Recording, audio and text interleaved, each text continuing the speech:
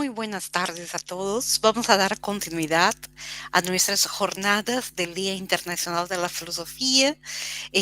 A seguir tenemos la ponencia de este profesor Martín Castro Manzano, pues con el título Semántica deliberativa para una lógica de términos. Bueno, el profesor Martín Castro Manzano es miembro del claustro de la Facultad de, de Filosofía de la UPAEP, profesor de varios de ustedes, un querido colega, y voy a presentar una brevísima semblanza de profesor Martín Castro. El profesor es licenciado en filosofía y maestro en inteligencia artificial por la Universidad Veracruzana.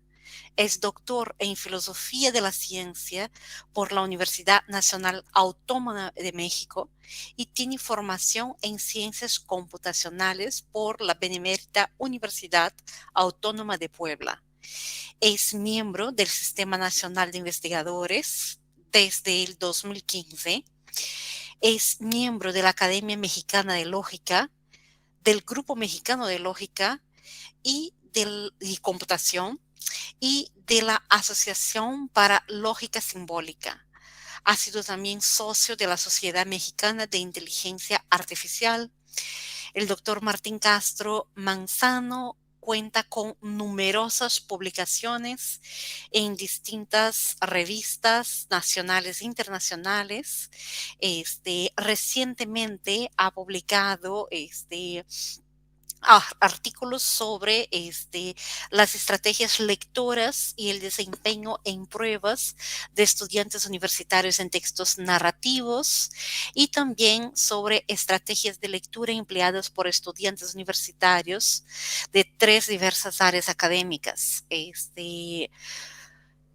En inglés también, profesor Martín ha publicado muchísimo textos como Traditional Logic and Computational Thinking.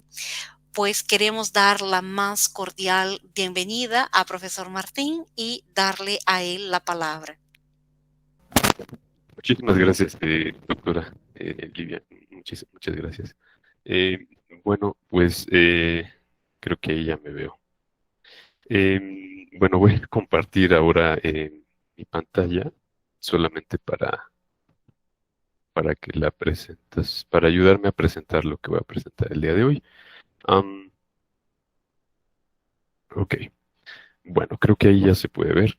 Lo que vengo a presentar el día de hoy, en este día que estamos celebrando el Día Internacional de la Filosofía, es uno de los más recientes resultados de un proyecto de investigación que hemos estado trabajando en el Laboratorio de Ingeniería Filosófica. Entonces, para eso quería empezar comentando eh, qué es la ingeniería filosófica y por qué este proyecto es interesante.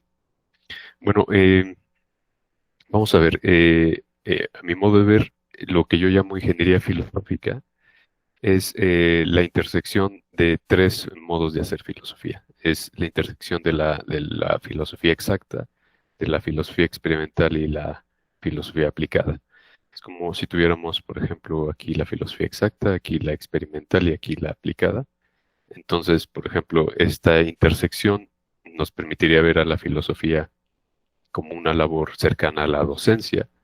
Esta intersección nos permitiría ver a la filosofía como una labor de servicio, de divulgación, y esta de aquí como una labor de investigación. Eh, en mi opinión, la filosofía exacta, perdón, la ingeniería filosófica sería la intersección de estos modos de hacer filosofía, y de esta manera, la ingeniería filosófica incluiría aspectos teoréticos, prácticos y productivos. Entonces, por ejemplo, teoréticamente, una aproximación de este tipo nos ofrece métodos formales o modelos formales para interpretar fenómenos. De manera práctica nos da la posibilidad de integrar herramientas matemáticas y analíticas, y de manera productiva nos permite crear modelos, planes y guías que se pueden aplicar a distintos problemas. En este programa de ingeniería filosófica, actualmente están adscritos algunas y algunos estudiantes con los que hemos obtenido algunos resultados. De hecho, tengo la oportunidad de observar que por aquí está presente, por ejemplo, Darío, que es estudiante de matemáticas en la UAP. También está aquí presente, veo a Paulina, a María, a Silvia, que son algunos de los estudiantes y algunas de las estudiantes que están trabajando en estos proyectos. Uno de los estudiantes que está trabajando conmigo en uno de estos proyectos es Esteban, que ahora parece que no está presente, pero a Esteban lo he incluido en este proyecto de la semántica deliberativa, que es la que voy a presentar ahora. Entonces, solamente menciono esto para dar un poco de contexto de dónde viene este proyecto. Bueno, entonces el problema que quiero enfrentar el día de hoy es un problema doble. El primer problema es el problema de la petición de principio. La petición de principio es es una falacia que es, digamos, relativamente fácil de explicar y sin embargo es desconcertante.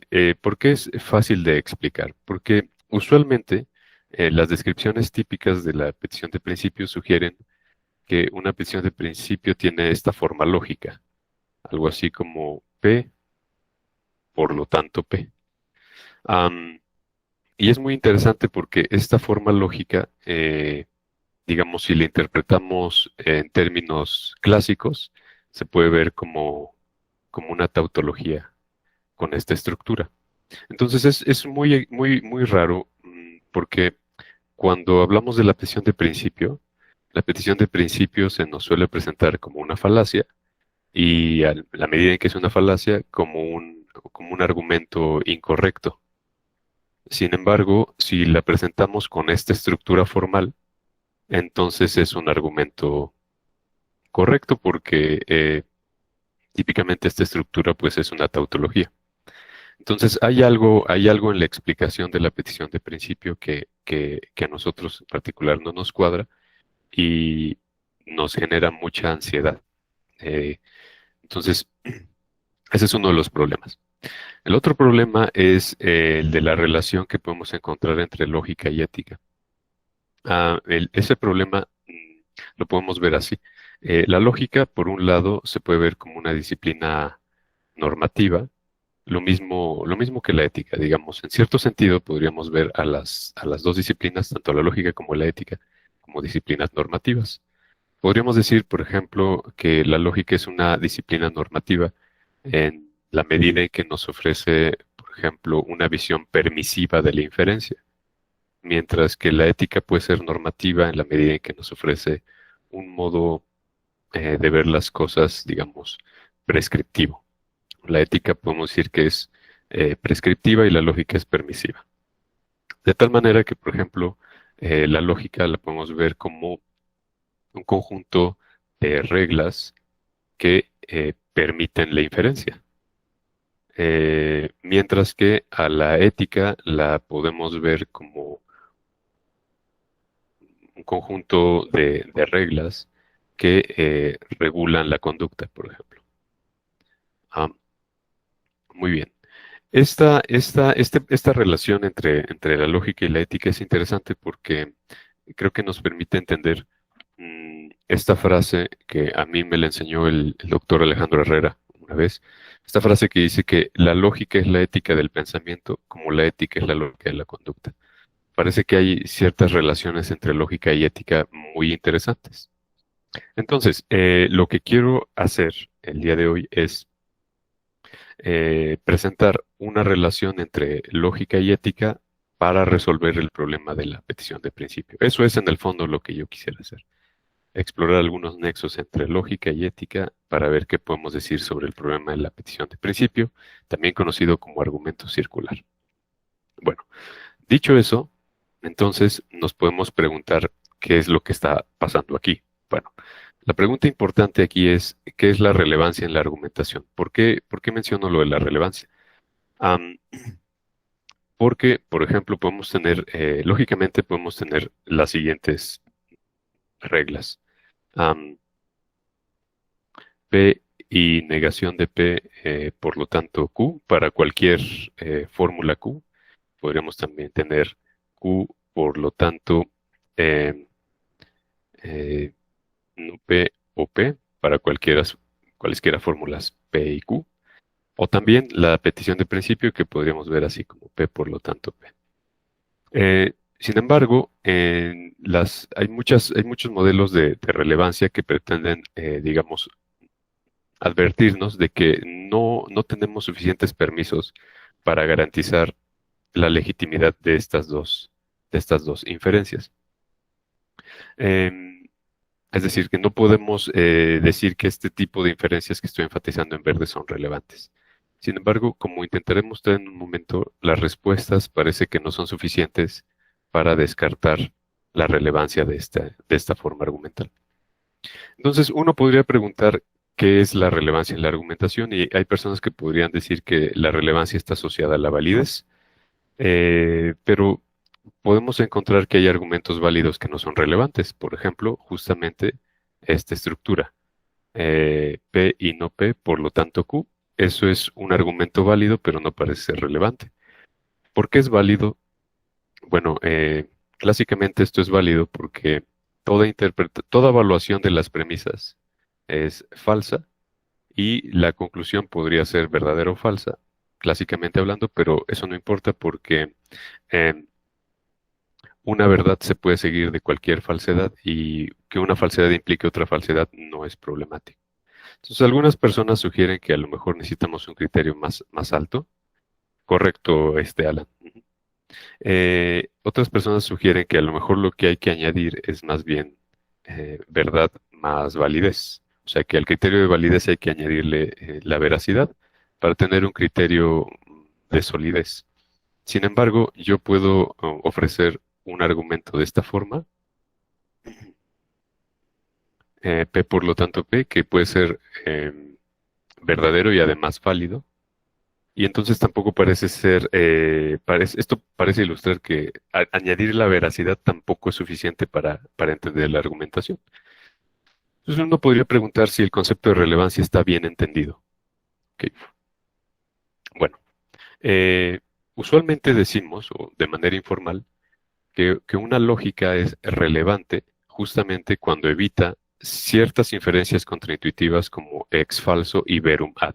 Ex falso, como podemos ver aquí, es la idea de que de una contradicción se sigue cualquier cosa, mientras que verum ad es la norma que establece que una verdad se puede seguir de cualquier cosa. Clásicamente ambas inferencias son válidas. Estas dos de aquí son clásicamente válidas. Pero una lógica relevante es una lógica que evita esos dos modos de inferir.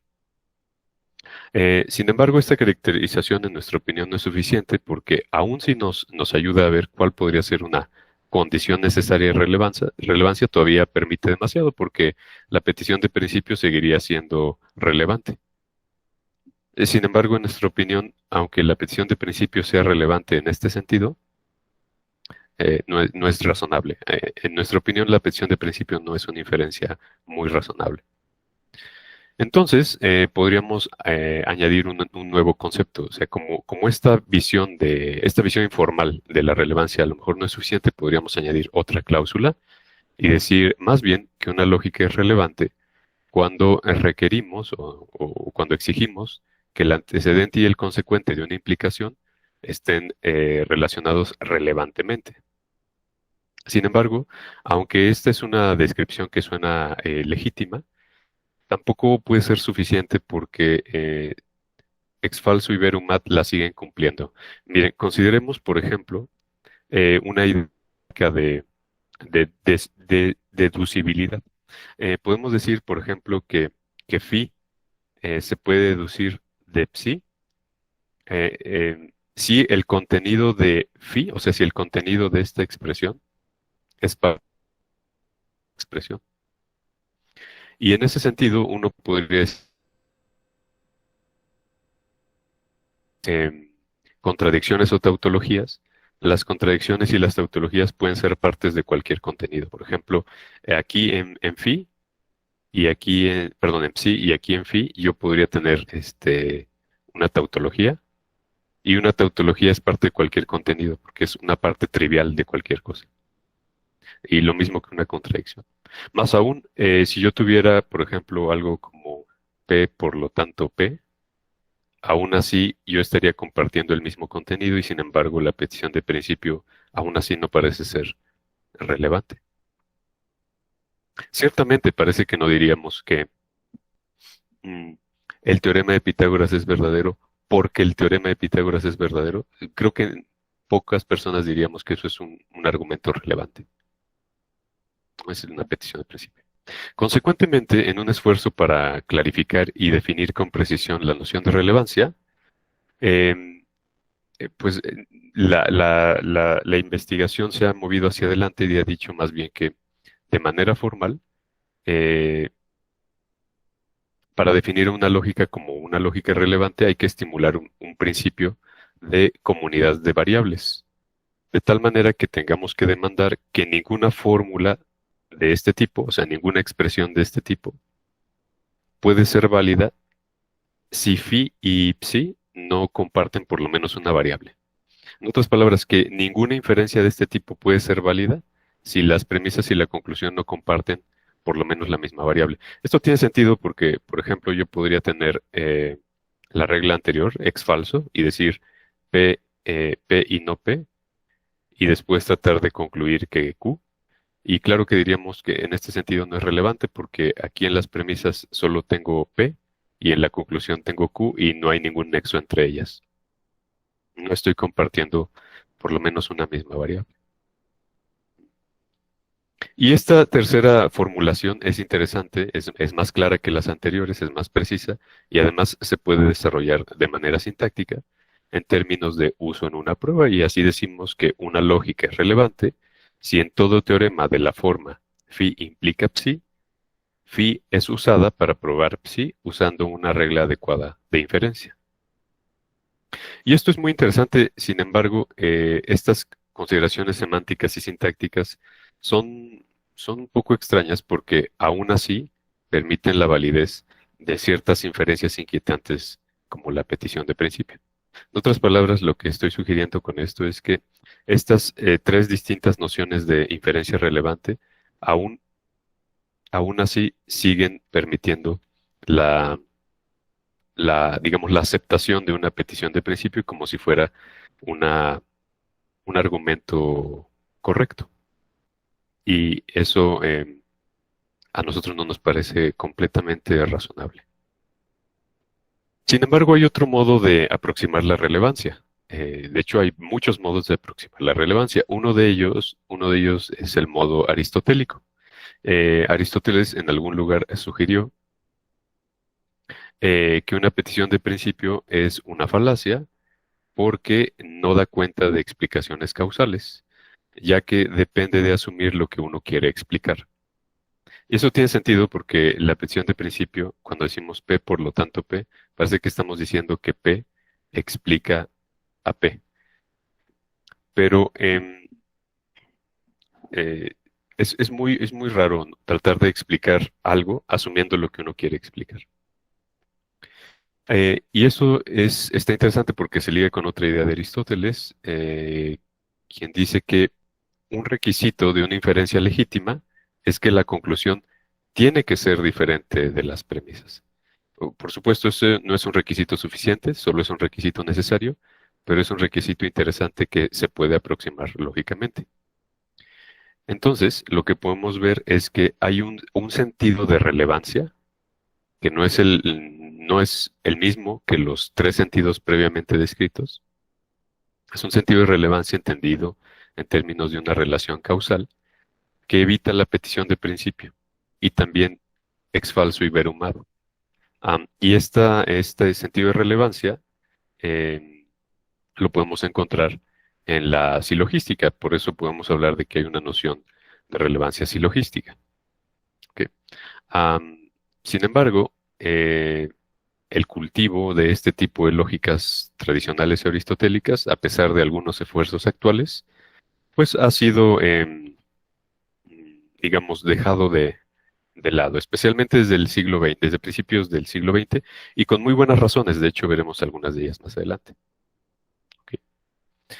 Uno de estos esfuerzos contemporáneos por revitalizar las lógicas de términos de impronta aristotélica es la lógica de términos de Summers y Engelbrechtsen, quienes recuperan la sintaxis de términos aristotélica, pero como veremos, aún así, esta lógica que en un momento voy a presentar no preserva todas las propiedades que una inferencia propia debería tener en la medida en que la clase de teoremas de esta lógica incluye algunas inferencias que pueden ser consideradas irrelevantes. O sea, en otras palabras, ex falso, verum ad y petitio siguen ahí presentes. Entonces, para cerrar esta introducción, recapitulemos. Hay un sentido de relevancia causal que es capturado por la lógica aristotélica tradicional. Sin embargo, esa lógica tradicional no es formalmente adecuada con respecto a diferentes tipos de inferencias. Veremos ejemplos más adelante. En consecuencia, podemos introducir a la lógica de términos de Summers y Engelbrechtsen para resolver este problema de adecuación formal. Sin embargo, lo que observaremos es que la irrelevancia está parasitando esta lógica de términos y entonces se compromete de nuevo su adecuación material.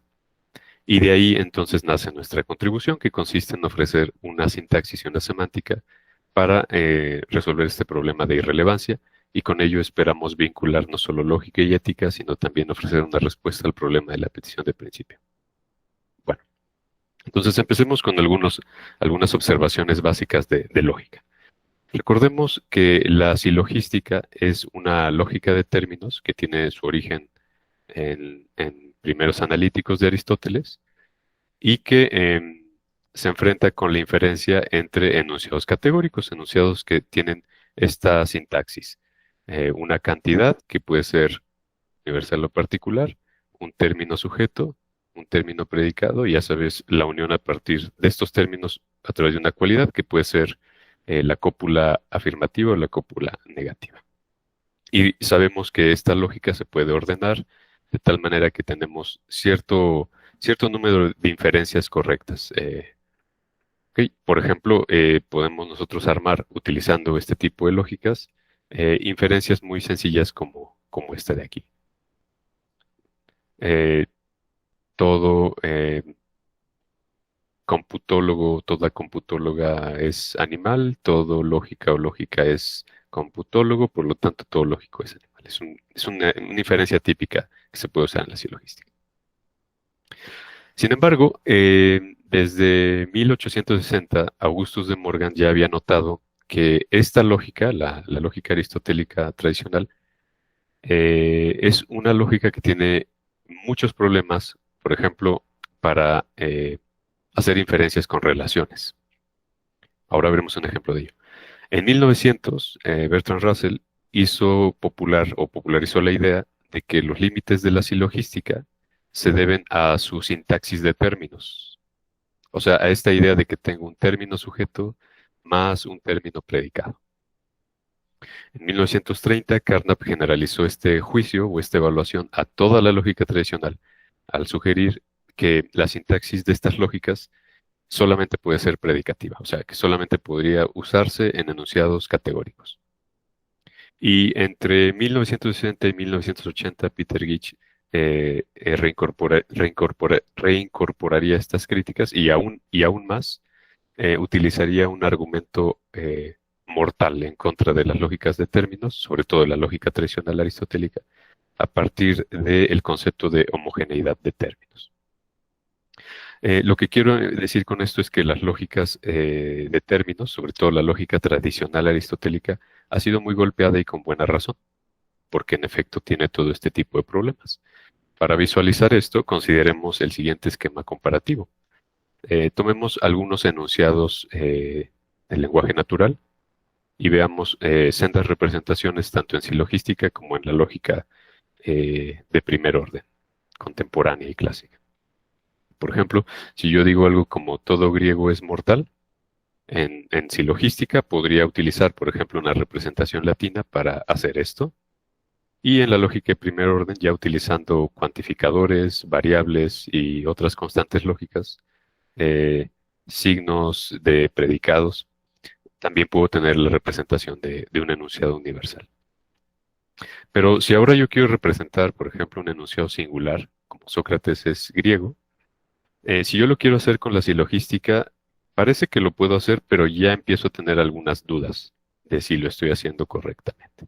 Sin embargo, en la lógica de primer orden contemporánea, pues eso no es ningún problema. Utilizamos una minúscula para representar a un individuo y a la mayúscula para representar un predicado. Si empezamos a hacer esto más interesante, vamos a ver otros problemas. Por ejemplo, si yo quiero representar un enunciado relacional, parece que en la silogística ya no lo puedo hacer, mientras que en la lógica de primer orden es muy fácil hacerlo. Am, ¿Se sigue viendo mi presentación? Es que me salió un mensaje aquí. Ya no. No, se ¿Ya no? quitó.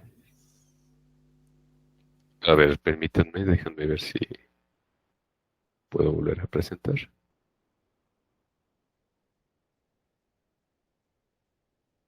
Ya se ve de nuevo, ¿verdad? Sí, ya. Perfecto, muchas gracias. Bueno, entonces podemos ver que, como diría Carnap, parece que en efecto la silogística solo puede representar enunciados em, predicativos, ¿no? O sea, de esta estructura general. Porque, por ejemplo, si yo quiero empezar a usar relaciones, como la relación ser amigo de, parece que ya no, en silogística ya no lo puedo hacer, pero en la lógica primera sí. Si yo quiero representar ahora, por ejemplo, enunciados compuestos, como una implicación, igual en la silogística no es claro, o a lo mejor no lo puedo hacer, pero en la lógica de primer orden, claro que lo puedo hacer muy fácilmente. Y por último, si yo quiero representar una inferencia usando relaciones, en la silogística también parece que no lo puedo hacer, pero en la lógica de primer orden es relativamente sencillo. Ok. Bueno, en contraste, la lógica genuina, que en este caso la lógica genuina sería la lógica de primer orden, eh, pues sigue el paradigma fregiano, que resulta de abandonar la sintaxis de términos, la sintaxis aristotélica de términos, y adoptar más bien una gramática binaria de pares función-argumento. Los pares función-argumento son como estos de aquí. Ahora, esto que estoy presentando aquí es lo que yo llamo la visión heredada de la lógica. Usualmente es lo que enseñamos cuando enseñamos lógica. Usualmente decimos que una cosa es la silogística, otra cosa es la lógica proposicional, otra cosa es la lógica de primer orden, y las presentamos como si fueran sistemas distintos. Y sí son sistemas distintos, pues, pero usualmente presentamos a la lógica de primer orden como si fuera superior. Y ciertamente lo es, pero esa no es toda la historia. ¿Por qué no es toda la historia? Porque esta lógica de primer orden, que a veces se conoce como la lógica clásica, es muy interesante. Sin embargo, no fue diseñada para modelar el razonamiento humano. Eh, Kurt, digamos, no fue diseñada para expresar las formas de razonamiento en lenguaje natural. Fueron más bien diseñadas para la matemática. Y la matemática es una parte del razonamiento, pero no es todo lo que hay.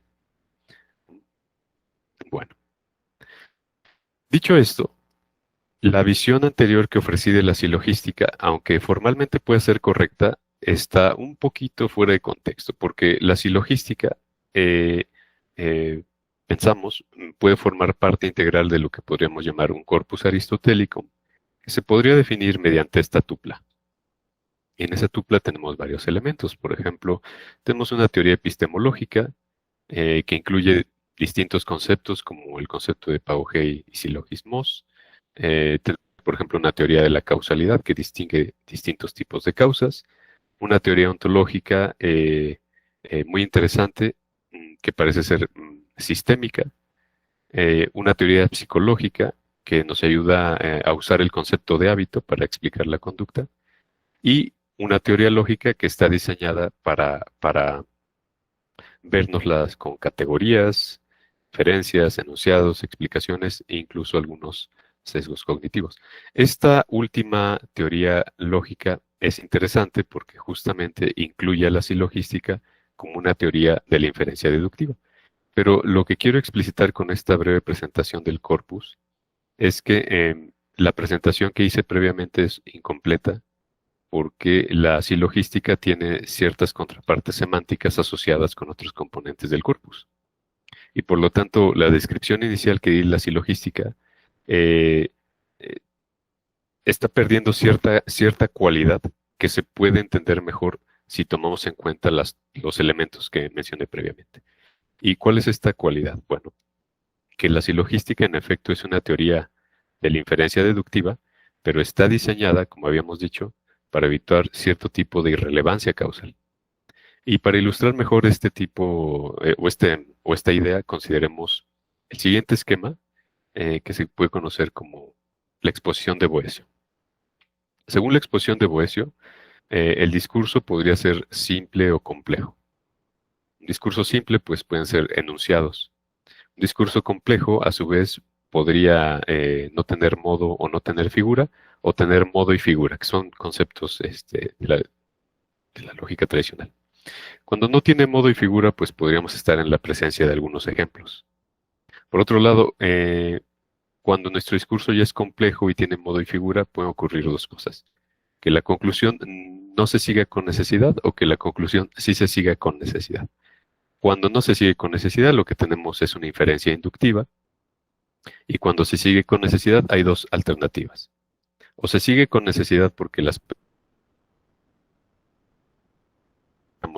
petición de principio, o necesidad, pero las premisas son diferentes a la conclusión. Cuando las premisas sí son relevantes para la conclusión, tenemos el silogismo, propiamente hablando. Cuando esto no ocurre, tenemos otro tipo de falacia, que es una falacia de causa falsa. Entonces, en sentido estricto, un silogismo es una inferencia, o más bien, diríamos, es un discurso complejo con modo y figura que necesita la conclusión. Las premisas son diferentes a la conclusión y además la conclusión depende de las premisas. En otras palabras, es un discurso complejo, o sea, tiene varias partes, tiene modo y figura, o sea, el orden importa, necesita la conclusión, o sea, que es deductivo. Aquí queremos decir que es multipremisas, pues tiene muchas premisas, es ordenado, es deductivo, no es circular y además es relevante. Esto es muy interesante porque esto ya ilustra que la teoría lógica de Aristóteles no es una teoría lógica clásica. ¿Por qué? Porque, por ejemplo, aquí tenemos petitio principii, P por lo tanto P, que sí puede ser válida en la lógica clásica, y por ejemplo aquí en non causa ut causa podemos tener tanto ex falso como verum ad. Entonces, lo que estoy sugiriendo aquí con esto es que la silogística tradicional no permite estos tres tipos de inferencias. Sin embargo, hay un problema. El problema es que su capacidad formal para representar inferencias es muy pobre en comparación con la lógica clásica. Entonces, para resumir hasta aquí, este modo de ver la inferencia, en nuestra opinión, no debería ser subestimado porque difiere del enfoque contemporáneo, por lo menos en 4 aspectos. Primero, en que usa una sintaxis de términos, o sea, no está utilizando variables individuales, ni constantes individuales, ni conectivas o constantes lógicas como estas, sino que más bien utiliza términos como Aristóteles pensaba, ¿no? También la semántica es una semántica de términos, no es una semántica funcional, no es una semántica basada en tablas de verdad, por poner un ejemplo rápido. Además, esta visión rechaza, como habíamos dicho, ex falso y verum ad, y lo que es más interesante, parece que rechaza el colapso entre la reflexividad de la inferencia, que es lo que podríamos llamar la petitio, y el principio de identidad, que podría considerarse como un axioma. En otras palabras, es como si estuviéramos diciendo que el axioma de identidad o el principio de identidad no es lo mismo que la petición de principio. Eso es interesante porque, como dirían Bob Meyer y Errol Martin, distinguir estas dos cosas es rechazar, es que no convirtamos el primer principio o el principio de identidad, que no lo convirtamos en la primera falacia. Porque si no hacemos esa distinción es como si estuviéramos diciendo que el principio de identidad es tan importante como la petición de principio. Y eso suena muy contraintuitivo. Bueno, entonces, con esto en mente, introducimos ahora la lógica de términos y funtores de Sommers y Engelbrechtsen, que es un álgebra del tipo más menos y que, como decíamos, emplea términos y funtores en lugar de variables individuales, cuantificadores, etcétera. Y entonces, por ejemplo, los enunciados categóricos de la silogística se pueden representar de esta manera. Por ejemplo, si yo quiero decir todo S es P, eso lo represento en esta lógica diciendo menos S más P, por poner un ejemplo. Lo interesante de esta representación es que no se queda solamente, o no está limitada solo a los enunciados categóricos. De hecho, en esta tabla lo que podemos ver es que resolvemos el problema anterior con esta lógica.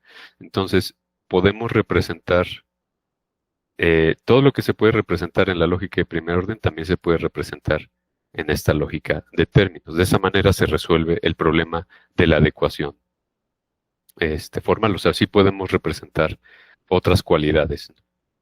Entonces, la lógica de términos, aunque tiene impronta aristotélica, no es idéntica a la silogística tradicional. Sin embargo, recupera lo que es valioso de esa silogística tradicional. Y lo interesante de esta lógica es que no solamente nos ofrece unos criterios para resolver el problema de la representación de los enunciados en lenguaje natural, sino que además nos ofrece algunas reglas de inferencia muy intuitivas.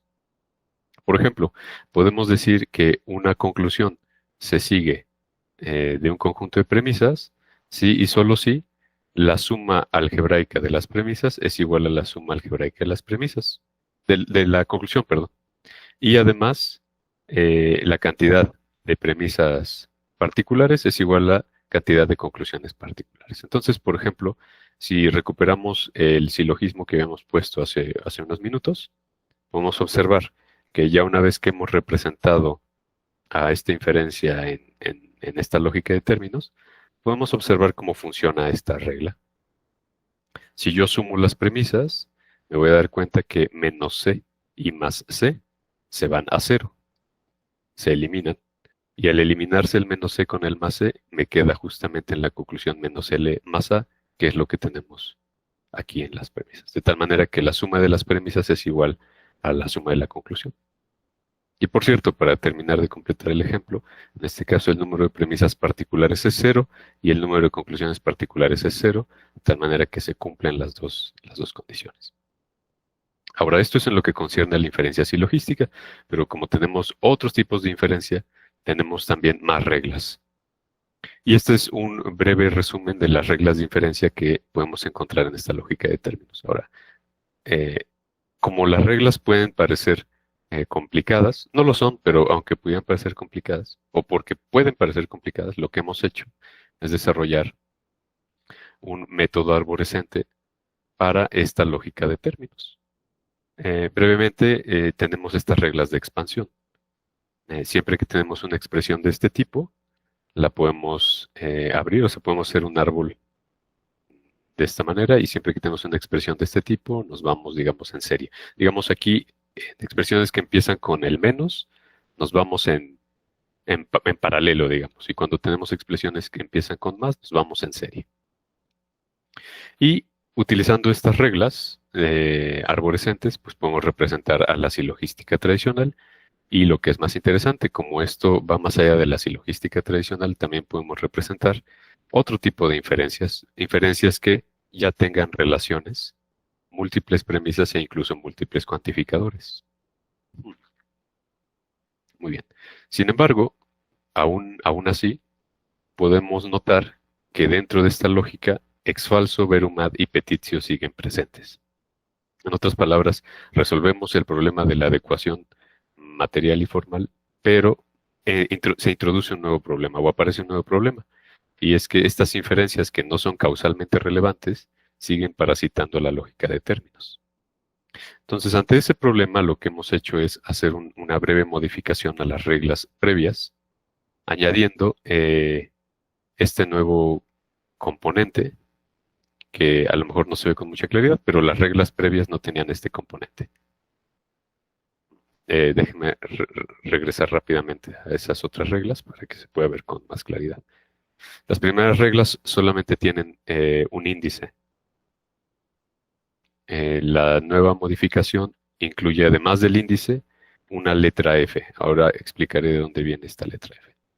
Bueno, entonces, como ahora tenemos un nuevo componente, ahora vamos a decir que en un árbol, en un tableau o en un árbol, una rama de mi árbol va a ser abierta si yo no tengo expresiones de este tipo en la misma rama. O sea, si yo tengo, por ejemplo, en mi árbol una expresión como menos A, I, F, y en esa misma rama después tengo más adelante más A y F, pues entonces tengo una contradicción entre esos dos términos y puedo decir que mi rama se cierra. Pero si, por ejemplo, aquí me aparece J en lugar de I, o esta F de aquí es distinta de esta F de acá, si estas Fs de aquí no son la misma, entonces la rama es abierta. Por otro lado, podría tener una rama que no esté abierta, pero las ramas no abiertas pueden ser de dos tipos. Pueden ser ramas que no estén abiertas, pero porque los términos eh, tienen la misma F. F, por cierto, es porque significa flag o bandera. Ahora explicaré con más detalle qué significa eso. Y por último, pues tendríamos otro tipo de rama, que es la rama completamente abierta. Entonces, lo que podemos observar es que hay distintos tipos de ramas. Y con estas distinciones podemos decir que hay distintos tipos de tableau o de árboles. Hay unos árboles que son los aristotélicos, que también conoceremos como propterquid, que son aquellos en los que todas las ramas de los árboles están cerrados y todas las banderas se acarrean al final. Ahora pondré un ejemplo. Por otro lado, un tableau es open o abierto o non sequitur, si tiene por lo menos una rama abierta. Y por último, un árbol es clásico cuando no es de ninguno de los dos casos anteriores. Y podría ser quia o non causa causa. Entonces, si recuperamos los silogismos típicos, podemos ver, por ejemplo, este silogismo de acá, ¿no? En ese silogismo yo puedo ver mis premisas, premisa mayor, premisa menor, mi conclusión, y además puedo ver que hay una bandera que acompaña a cada enunciado. P1 significa que es la premisa 1, P sub 2 significa que es la premisa 2 y C es conclusión. Entonces, cuando yo aplico mis reglas de expansión, voy a ver que todas las ramas cierran. Pero además podré observar que estoy utilizando todas las banderas que están en juego en este argumento. ¿Okay? Eso es importante porque si comparamos ahora de nuevo petitio, verum ad y ex falso, podremos observar que no se cumplen esas condiciones. Por ejemplo, en la petición de principio, lo que puedo ver es que sí se están usando las banderas, pero la bandera está repitiéndose consigo misma. Entonces eso nos da una rama semicerrada. Si ustedes observan los ejemplos anteriores, todas las banderas que se cierran al final son diferentes. Digamos, una bandera no se puede cerrar consigo misma. Por otro lado, tenemos esto de aquí, que sí cierra, las banderas son iguales, sin embargo, pueden observar que aquí está la bandera P1, P sub 1, y P sub 1 no pertenece a esa bandera, a esa rama que se cierra. Y si ven, por ejemplo, ex falso, pueden ver que igual se cierran, igual las banderas son diferentes, sin embargo, tenemos, por ejemplo, aquí la bandera C, y la bandera C nunca se usó. ¿Okay? Entonces, estas pequeñas distinciones o estas pequeñas modificaciones nos permiten decir que ahora no tenemos solamente dos tipos de inferencias, sino cuatro tipos de inferencias. Non sequitur, non causut causa, quia y propter quid. Típicamente, cuando nosotros enseñamos lógica, o lo que solemos aprender lógica, cuando usamos lógica clásica, es que el plano de las inferencias se divide en dos. Una cosa son las inferencias inválidas y otra cosa serían las inferencias válidas. Sin embargo, las lógicas relevantes lo que nos sugieren es que hay que partir más bien, hay que hacer una partición más bien aquí. Porque algo podría ser válido, pero no por eso relevante. Y lo que nosotros estamos haciendo es decir que la partición debe ser más granular y que deberíamos partir más bien aquí. Una cosa son las inferencias propter quid, otras son las inferencias quia o non causa, que son meramente válidas, y otra cosa son las inferencias non sequitur. Entonces, esta jerarquía de inferencias también la podemos acomodar en un cuadrado típico de oposición. Entonces, por ejemplo, si yo tengo una inferencia que es propter quid, también va a ser quia, pero no a la inversa. O si tengo una inferencia que es propter quid, entonces yo sé que es falso que sea non causa. Y si yo sé que es verdad que es propter quid, yo sé que es non sequitur. Déjenme poner un ejemplo. Supongan que yo tomo un silogismo típico, un bárbara, es una de la primera. Por la naturaleza del tabló es propter quid. Y como es verdad que es propter quid, también es quia. Pero como es verdad que es propter quid, entonces no puede ser un non sequitur. O sea, no es inválido. Y además tampoco puede ser un non causa. O sea que sí explica algo causal. Sin embargo, si yo tomo, por ejemplo, ex falso, o por ejemplo, verum ad, ex falso y verum ad pueden ser quia o pueden ser non causa. Por ejemplo, si son quia, está muy bien, pero yo no puedo ir hacia arriba y decir que son propter quid. Y como esto es verdad, entonces debe ser falso que sea un non sequitur. En otras palabras, ex falso puede ser válido, pero no es relevante. Lo mismo, por cierto, con verum ad. Y por último, ya para cerrar este slide, si yo considero, por ejemplo, la petitio, ¿ok? La petitio puede ser igual, podría ser non causa, podría ser quia, pero lo que sí sé es que no es propter quid y tampoco es non sequitur. También podríamos ofrecer una semántica vía combinatoria y, lo que es más interesante, una semántica vía comparación. Entonces, si observamos, por ejemplo, distintos tipos de inferencia, podemos ver que hay unas que son tanto propter quid como quia, otras que son quia y también non causa, y por supuesto otras que son non causa y además non sequitur. Entonces, por ejemplo, aquí en 1 tenemos el principio de identidad. El principio de identidad es propter quid y es quia, pero si observamos 7, 7 es la petición de principio, y la petición de principio podría ser quia o podría ser non causa, pero no es propter quid y tampoco es non sequitur. Y si por ejemplo tomamos, por ejemplo, 11. 11, si se observa con calma 11, podrán ver que es la eliminación de la conjunción. Es como si yo tuviera si phi y psi, por lo tanto phi.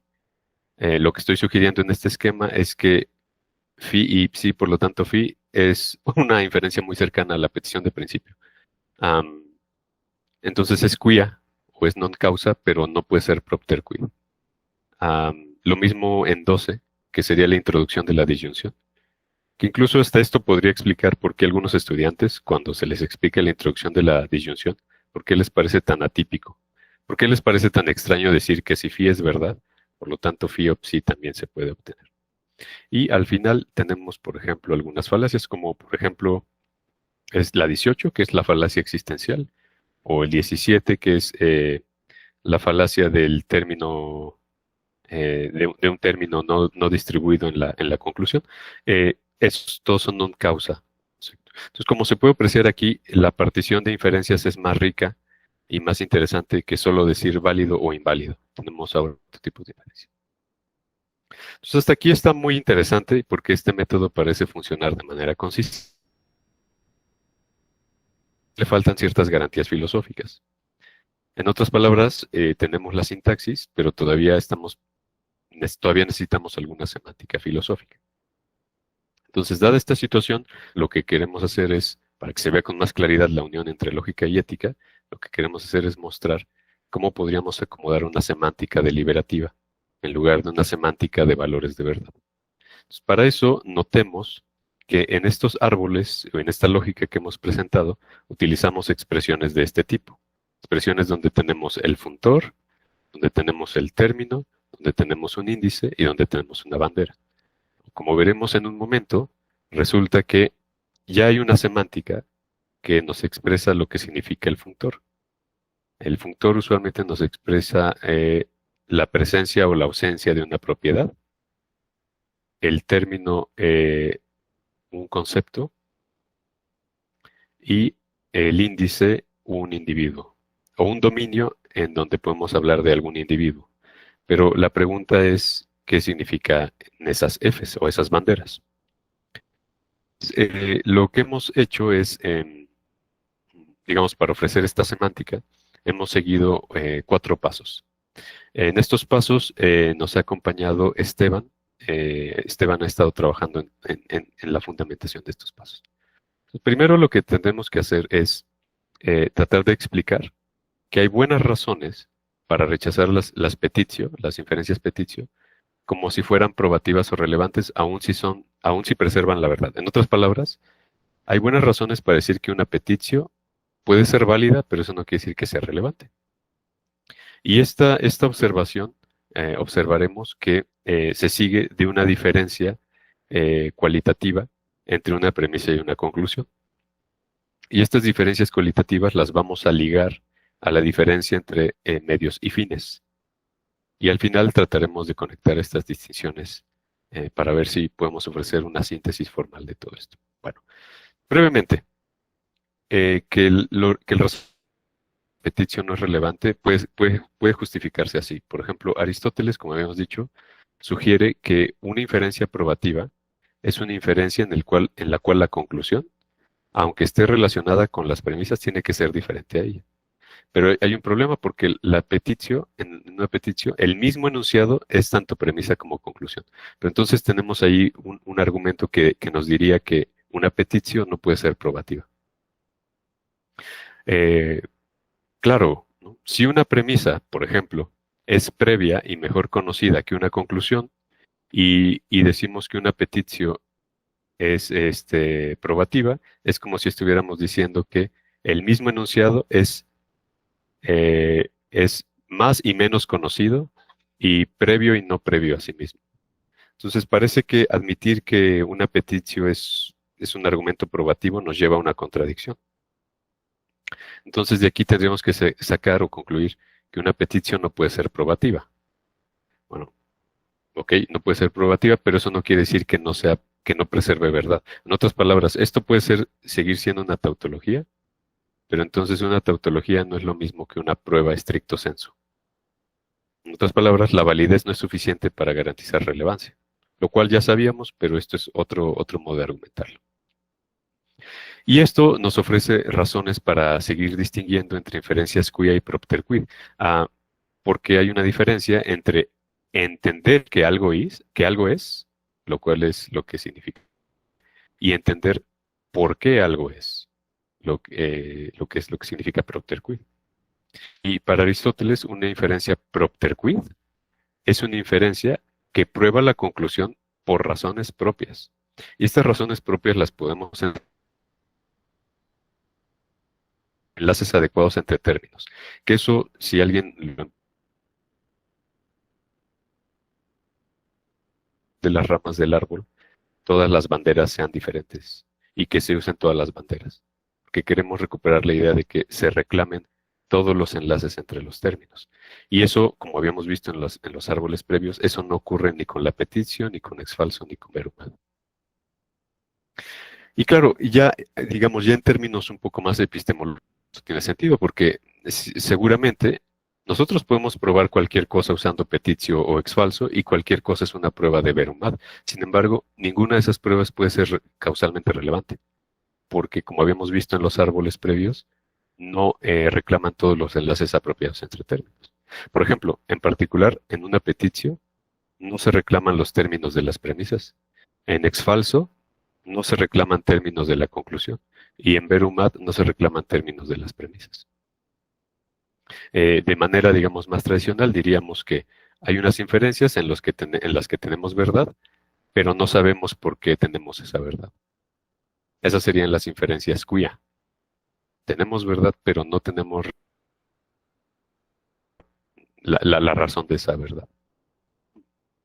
Entonces, lo que queremos decir con este primer argumento es que parece que sí hay razones para usar las banderas. En otras palabras, si yo recupero esta expresión, de nuevo parece que estoy diciendo que esto representa las propiedades, esto representa los conceptos, esto los individuos, y la bandera nos ayuda a distinguir justamente que una premisa conclusión. Ahora, esta distinción surge o la podemos vincular a una intuición más general que podemos encontrar ya no en analíticos posteriores o en primeros analíticos, sino más bien en la ética Nicómaco. Aquí ya se empieza a ver con más claridad el enlace entre lógica y ética. Porque parece que hay una suerte de simetría entre una inferencia y una deliberación, en el sentido de que ir de premisas a las conclusiones no solamente es una actividad orientada hacia la veracidad, sino también una actividad medios fines. Entonces, un argumento a favor de esta simetría podría ser el siguiente. Los medios son a los fines lo que las premisas son a las conclusiones. Pero pero los medios no son fines y viceversa. Entonces, la razón por la cual deberíamos distinguir sintácticamente a las premisas de las conclusiones es que estos elementos de la deliberación no son semánticamente equivalentes. Entonces, si los medios y los fines no son semánticamente equivalentes y los medios y los fines presentan una simetría con las premisas y las conclusiones, entonces estas propiedades de los medios y los fines podrían ser también propiedades de las premisas y las conclusiones. Entonces, la razón por la cual deberíamos distinguir o usar estas banderas no solamente es una razón lógica, sino extralógica vinculada a la deliberación. Entonces, hemos dicho hace un momento, la lógica de términos de Summers y Gilbertson ya tiene una semántica, ¿no? Y cuando yo recuerdo de nuevo esta expresión, puedo ver claramente que aquí vemos que un término expresa un concepto, un término significa una propiedad a través del funtor y que denota un individuo. Pero como habíamos dicho, nos faltaba saber qué representaba esa F. Y lo que querimos a partir de esta lectura de Aristóteles es que esa F representa una bandera y esa bandera está asociada a los medios y a los fines. De tal suerte que podemos aumentar la semántica anterior y decir que un término no solamente expresa, significa y denota, sino que un término también está en cierta posición. Bueno, este es un aumento informal de la semántica, pero si lo hacemos más formal, podemos entonces ahora establecer una estructura que nosotros hemos llamado estructura deliberativa y que tiene los siguientes componentes. Tiene un conjunto de términos, tiene una función de dominio que a cada par de funtor y término le asigna un número natural y tiene además una función adicional que toma un término o un par de término y funtor y le asocia una bandera. Pero las banderas ya sabemos qué significan. Entonces, cuando yo vuelvo a ver una expresión de este tipo, ya queda más claro que aquí estoy expresando el término, el funtor, o sea, un concepto con una propiedad y un concepto. Aquí estoy usando un individuo y aquí estoy denotando el uso deliberativo de un término. Y en consecuencia podemos hacer algunas breves pruebas. No voy a hacer las demostraciones aquí, pero podemos comentar brevemente a qué llegamos con todo esto. Bueno, llegamos primero a que un árbol es propter quid si solo si la inferencia correspondiente es completamente deliberativa. La idea es elemental. Según nuestro formalismo, un tableau propter quid es un tableau que es completo, que es cerrado y en el que todas las banderas se usan hasta el final y las banderas son diferentes en cada rama. Entonces, desde el punto de vista de la semántica, eso lo que nos garantiza es, la cerradura y la completitud nos garantizan la validez típica. Pero el principio este principio de acarrear las banderas nos garantiza que los términos de las premisas sean de hecho usados para llegar a la conclusión y que la conclusión además sea diferente de las premisas, de tal suerte que tenemos una inferencia propter quid.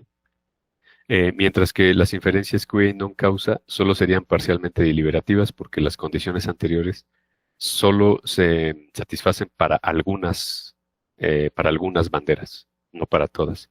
Y finalmente tendríamos los árboles non sequitur, que serían aquellos que son no deliberativos, porque en ellos lo que está ocurriendo es que ni siquiera hay preservación de verdad. En otras palabras, es como si dijéramos que los medios y los fines ni siquiera están conectados, ¿no? Es como si dijéramos de nuevo, en un propter quid, medios y fines están completamente conectados; en quia y non causa, medios y fines solo están parcialmente conectados; y en un sequitur, medios y fines no están conectados para nada.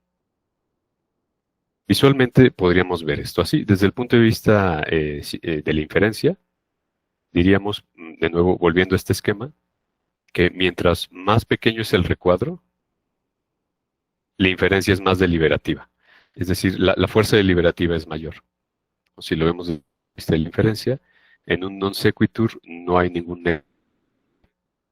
en una inferencia non causa ut causa, aunque ya puede ser una inferencia, digamos, válida, no es probativa porque no hay ningún tipo de exigencia deliberativa. O por lo menos la exigencia deliberativa es menor, pues.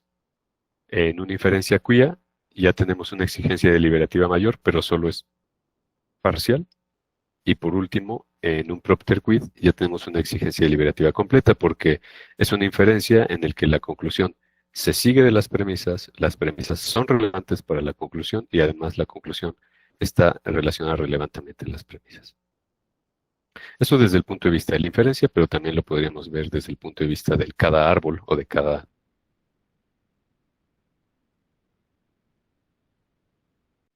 tablo. Por lo tanto, no hay deliberación, mientras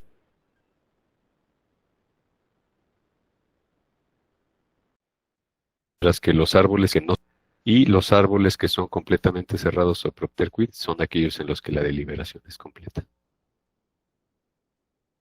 Sin embargo, alguien hasta este momento podría tener algunas objeciones legítimas al proyecto desarrollado hasta el momento. Por ejemplo, alguien podría objetar que las lógicas relevantes actuales suelen venir con alguna semántica modal, usualmente una semántica del tipo Rutli-Meyer.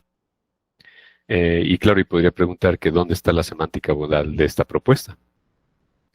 Bueno, es cierto que la mayoría de lógicas relevantes contemporáneas vienen con una semántica modal, pero esta objeción nos parece que no le da el blanco, porque el tener una semántica modal no es una característica esencial de una lógica relevante. A lo más, lo que esta objeción nos llevaría a cuestionarnos es qué tipo de semántica es la que estamos ofreciendo, pero no que esta semántica tenga que ser modal. Y lo que hemos hecho aquí es ofrecer una semántica que no es modal en términos de una estructura deliberativa, pero sí es una semántica. Ahora, otra objeción que nos podrían ofrecer, por ejemplo, es que la mayoría de lógicas relevantes actuales de plano rechazan ex falso y verum ad, ¿no? Las rechazan por completo, pero ¿por qué nosotros las estamos considerando como si no fueran completamente inválidas? Bueno, es cierto que la mayoría de lógicas relevantes consideran al ex falso y al verum ad como formas inválidas, pero nosotros no vemos por qué deberíamos hacer eso. Nosotros nos parece ilegítimo poner en el mismo lugar, por ejemplo, a ex falso, o sea, P y no P, por lo tanto Q, junto con la falacia de negación del antecedente, por ejemplo. Las dos son inválidas, sin embargo, perdón, las dos son inválidas, las dos son irrelevantes. Sin embargo, esta tiene una virtud que esta no tiene. Este de aquí por lo menos es quia o non causa, pero este de aquí es de plano non sequitur. Y a nosotros nos parece que es ilegítimo poner en el mismo lugar ambos tipos de inferencia. Entonces es cierto que la mayoría de lógicas relevantes rechazan ex falso y verum ad como si fueran plenamente inválidas, pero nosotros pensamos que eso no es legítimo.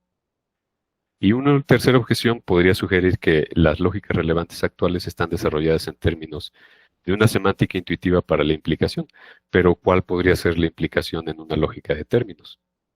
Bueno, dada la naturaleza terminista de estas lógicas que estamos usando, la implicación tiene que ser entendida de otra manera. En particular aquí, la implicación tiene que ser entendida como a partir de este principio que es el dictum de omni et nullo, que es, diría hoy, como lo que es dicho de todo o lo que es dicho de nada, ¿no? Y este dictum es muy intuitivo, a lo mejor no es el más claro, pero es intuitivo. Y si la objeción era que no hay una semántica intuitiva, pues tenemos una respuesta porque el dictum de omni et nullo es muy intuitivo. A lo mejor, además tiene mucho pedigrí filosófico, por cierto. A lo mejor no es completamente claro, pero es bastante intuitivo. Entonces, ya para ir cerrando, recapitulemos un poco lo que hemos hecho hasta el momento. Primero, hemos visto que hay un sentido particular de relevancia capturado por la lógica tradicional. La lógica de términos de Sommer-Single-Bredsen recupera algunas características de dicha lógica y que podemos desarrollar métodos de prueba arborescentes para esa lógica. Y que, siguiendo una noción de relevancia aristotélica, podemos ofrecer algunas reglas y una semántica que nos ayudan a mover esta lógica al camino de la lógica relevante. Eso es lo que hemos hecho a grandes rasgos. Y, finalmente, lo que hemos propuesto es lo que llamamos una semántica deliberativa.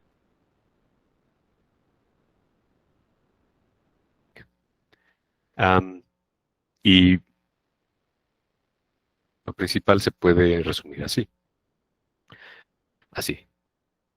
Hay una jerarquía de árboles en términos de una semántica de deliberación que, si se revisa con cuidado, nos podría decir muchísimo más sobre la diferencia entre inferencias probativas e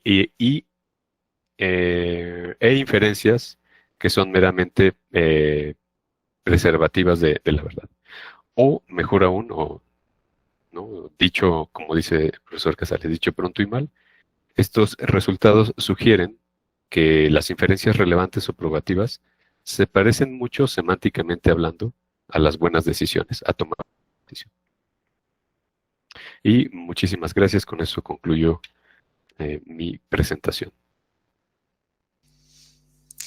Muchísimas gracias, profesor Martín. Somos nosotros quienes agradecemos tan interesante presentación. Y ahorita podemos abrir el espacio a preguntas. No sé si alguien quiera alzar la mano o quiera poner la pregunta por el chat. Ambas formas son bienvenidas. Quedamos atentos a preguntas, dudas, comentarios que puedan tener. Sí, tenemos acá al profesor y maestro Christian Ducker, por favor. Muchas gracias, doctor. Muy interesante, ¿no? Se requiere ver 2, 3 veces, por lo menos en mi caso, para seguir cada punto, ¿no? La pregunta es casi ingenua. Esta, digamos, deliberación, digamos, de alguna manera puede también asociarse o simplemente, digamos, no asociarse, sino referirse, digamos, a la calidad del pensamiento, ¿no? Es decir, de ese sopesar las razones que se ofrecen, ¿no? Y en cada caso, un poco como en esa imagen donde están los distintos recuadros, ¿no? Donde cada vez se va diluyendo más, digamos, la seriedad del pensamiento. Justo, digamos, quisiera simplemente decir eso. Esta indicación resulta, digamos, útil, ¿no? Justo como se decía al final, esta intuición resulta útil, ¿no? Mientras más vamos a un espacio donde la argumentación se vuelve efectivamente relevante, digamos, la seriedad del pensar estaría, digamos, más comprometida, ¿no? Simplemente plantearlo así, tal vez ni siquiera es una pregunta, simplemente es como una inquietud, plantear un eco, ¿no? Ciertamente, profesor Cristian, muchas gracias. Sí, parte de la motivación de este proyecto era en ofrecer un sentido de relevancia que no fuera el típico, que no fuera tampoco un sentido meramente pragmático, Y cuando lo estábamos desarrollando teníamos el problema de que parecía que funcionaba formalmente, pero digamos como que filosóficamente había algo que no cuadraba. Entonces, la primera intuición, profesor Cristian, es que queremos ofrecer una semántica prudencial, de tal manera que la prudencia funcionara como un criterio para determinar el vínculo relevante de premisas a conclusión y viceversa. Pero ya estudiando más de cerca la literatura de Aristóteles, nos dimos cuenta de que a lo mejor prudencia no era el concepto o el término adecuado, sino más bien deliberación. Pero ciertamente el enlace es este justamente, ¿no? Al tratar de buscar que una argumentación relevante, lógicamente hablando, se parece mucho a una argumentación que podríamos llamar eh, moralmente interesante. No buena y mala, no de bueno y malo, sino que hay ciertos vínculos entre la permisividad que nos da la lógica y la prescriptividad que podemos sacar, por ejemplo, del razonamiento práctico. Entonces, pero le agradezco mucho la observación, profesor. Muchas gracias. Tenemos también una pregunta formulada por el chat del estudiante Alan Bonilla, que pregunta, dice, muchas gracias, profe, una duda rápida. ¿La lógica ilocucionaria es considerada una lógica relevante? Es una pregunta muy interesante. Muchas gracias, Alan. No lo había pensado. De hecho, creo que jamás me lo había planteado. Entonces, me pone usted a pensar. Se me ocurre una respuesta inmediata, que es una respuesta tal vez más de carácter histórico. Parece que en principio la lógica ilocucionaria no es considerada una lógica relevante porque tiene motivaciones muy diferentes. Sin embargo, dicho eso, es posible que encontremos cierta idea de relevancia entre los actos ilocucionarios, porque ciertamente, como usted recordará, Allen, hay ciertas inferencias entre actos de habla que no son permisibles si no hay ciertos vínculos entre estados de sinceridad, estados psicológicos o ciertos contextos. Entonces, dicho eso, creo que es posible pensar en lógica ilocucionaria como un tipo de lógica con respecto a la clase de actos de habla, pero no es una lógica relevante en el sentido de estas lógicas que pretenden evitar o ponernos alerta de ex falso, verum ad y petitio. No sé si con eso, espero con eso ofrecerle una respuesta, pero es una pregunta muy interesante. Muchas gracias. Muchísimas gracias. No sé si alguien más tiene alguna pregunta. Si no, yo tomo la libertad de hacer una pregunta también. Ya, pues profesor, se me permite, me parece sumamente interesante esta afirmación de el profesor Alejandro Herrera, que relaciona, digamos, la ética del pensamiento con la lógica de la acción, es decir, ¿no? Que relaciona ética y lógica.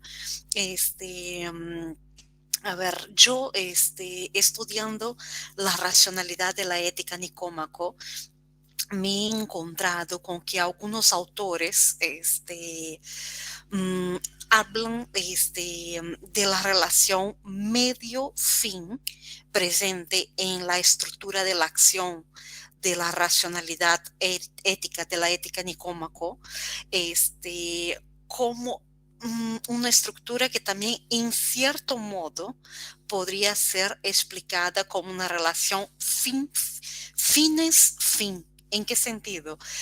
No sé si usted se acuerda de esta afirmación bueno, que no es aristotélica claramente, de que los fines justifican los medios. O sea, en el sentido de que teniendo un buen fin, los medios quedarían justificados. Dando la vuelta a esto, ¿ok? Lo que los autores proponen es que en realidad es al contrario, es decir, ¿no? De alguna forma, los medios serían como una realización del fin último aquí ahora, un poco como la matriusca o matrioska rusa, digamos así, ¿no? Tendríamos una especie de escala de fines. Entonces, mi pregunta es, desde el punto de vista formal, este, si queremos formalizar esto y en este paragón con la lógica, esta forma de razonar la estructura de la ética aristotélica como una cascata de fines, digamos así, en italiano se diría regge, es decir, ¿no? Formalmente o lógicamente eso, digamos, podría funcionar en este paragón que estamos haciendo entre lógica, dado que estamos queriendo diferenciar premisas y conclusiones, obviamente, ¿no? Y también hay una diferencia entre medios y fines, pero digamos, regería, funcionaría esta cascata de fines o es no sense, ¿no? Eso era una pregunta. Y la otra es, bueno, no, ahí depende de su respuesta, yo formulo la segunda. Ok, muchas gracias, doctora Livia. Es muy interesante. Quisiera tal vez dividir mi respuesta en dos partes, a ver si logro ofrecer una respuesta, porque estoy respondiendo online, digamos, estoy respondiendo como lo recibo, ¿no? No lo había pensado. La primera parte sería así.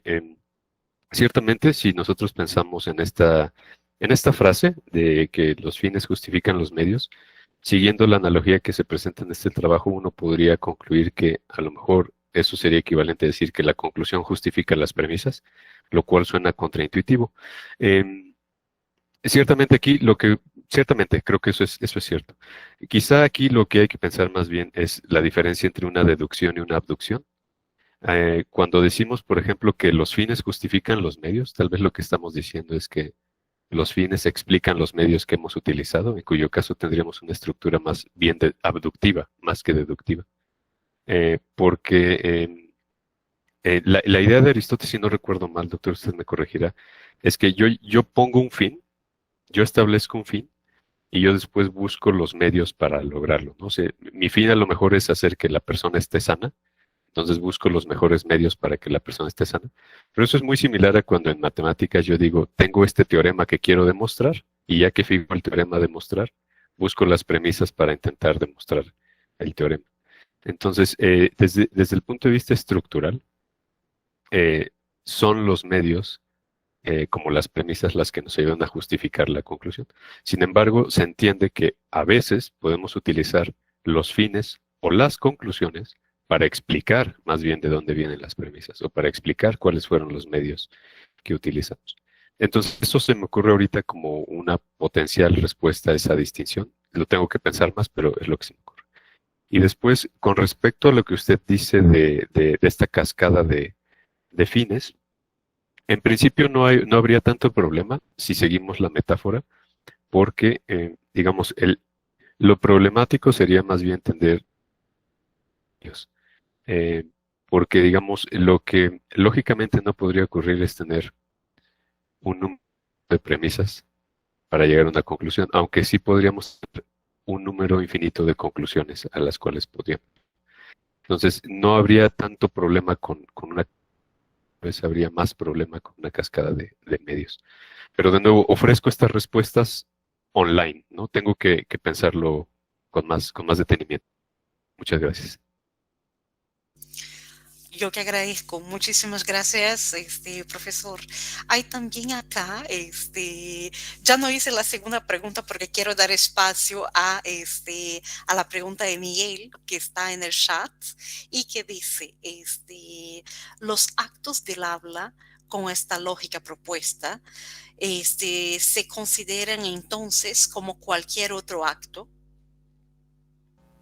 Muchas gracias, Miguel. Los actos de habla en esta propuesta serían todos, no se consideran como cualquier otro acto. Los actos de habla en esta lógica que he desarrollado aquí son los mismos actos de habla que podríamos encontrar en cualquier lógica,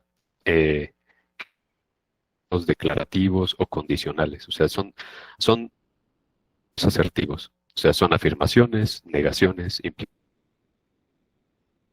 relaciones. pero esta lógica no hace uso, por ejemplo, de actos ilocucionarios de otro orden, como, eh, o sea, en esta lógica no se ponen actos de habla como promesas, bendiciones, eh, maldiciones, etcétera, ¿no? Los actos de habla de esta propuesta son los que podríamos encontrar en cualquier otra lógica de asertivo, como la lógica clásica proposicional o la lógica clásica de primer orden. Espero que eso resuelva la duda. Espero haberlo entendido bien. Muchas gracias. Gracias a usted, profesor. No sé si tenemos alguna otra pregunta.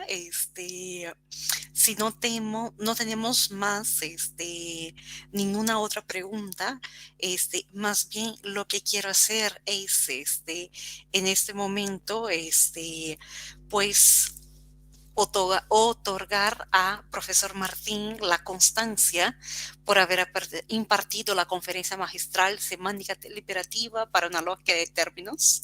Agradecerle muchísimo su aporte y también la respuesta a cada una de nuestras preguntas. Y pues no sé si profesor Martín hay algo más que quiera compartir con nosotros. Si no, nos quedamos por aquí y más bien el día de mañana damos continuidad a nuestras jornadas de filosofía. Pues